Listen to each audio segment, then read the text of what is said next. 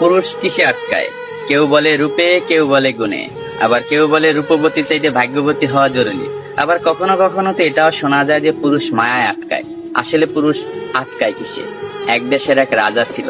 তার এত ধন সম্পত্তি থাকা সত্ত্বেও তার জীবনে মনে হচ্ছে ভালোবাসার অভাব। তাকে একা একা বোধ হচ্ছে। তাই সে আর এক দেশের এক রাজকন্যাকে বিয়ে করে আনলো। বিয়ে করে আনার পরও তার মনে হচ্ছে তার জীবনে ভালোবাসার অভাব। সে আরো একটা বিয়ে করলো, কিন্তু তারপরও তার মনে হচ্ছে জীবনে ভালোবাসার অভাব। ভালোবাসার অভাব মিটাতে যাইয়ে একটা না, দুইটা না, তিনটা না, সে 9টা দেশের রাজকন্যাকে বিয়ে করলো। তার এখন 9টা বউ। তারপরও তার মনে হচ্ছে জীবনে ভালোবাসার অভাব। এট লাস্ট সে তার প্রধান দাসীর প্রেমে পড়ে গেছে। 9টা বউ থাকা সত্ত্বেও রাজা যখন দাসীর প্রেমে পড়ে গেল, এটা সমাজ মায়া নিল না। তার বউরা তো একেবারেই নিল না। তার বউরা রাজাকে প্রশ্ন করলো, এমন কি জিনিস আমাদের ভিতরে নাই যেটা ওই দাসীর ভিতরে আছে? আপনার যদি বউ দরকার হয়, আপনি অন্য কোনো রাজার মেয়েকে বিয়ে করবেন, আপনি দাসীকে কেন বিয়ে করবেন? তখন রাজা বলল, 9টা বউ থাকা সত্ত্বে আমি রাজা হইয়া দাসীর কেন প্রেমে পড়লাম, এটা শুধু আমি তোমাকে না, পুরো বিশ্বকে দেখাবো। এটার জন্য আমি কালকে বড় একটা অনুষ্ঠানের আয়োজন করা হবো।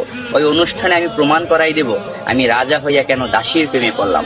পরের দিনকে একটা বড় অনুষ্ঠানের আয়োজন করা হলো। ওই অনুষ্ঠানে 10টা থালা ছিল।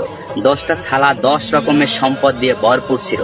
কোনটায় টাকা, কোনটায় সোনা, রূপা, হীরা, মুক্তা ইত্যাদি ইত্যাদি দিয়ে 10টা থালা ভরপুর করা হয়েছে।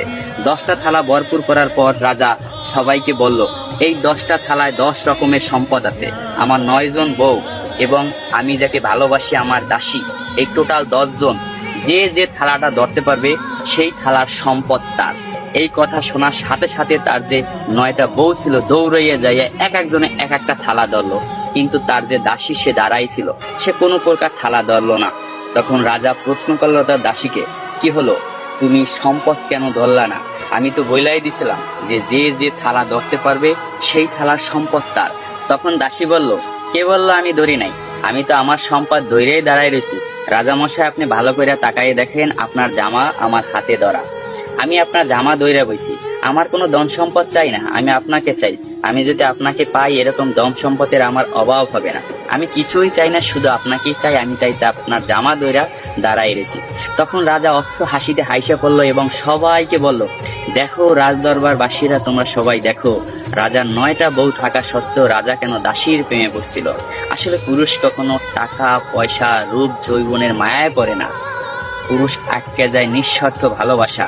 পুরুষ তাই নিঃস্বার্থ ভালোবাসা। পুরুষকে যে নিঃস্বার্থ ভালোবাসবে, পুরুষ তারই হবে, শুধুই তার।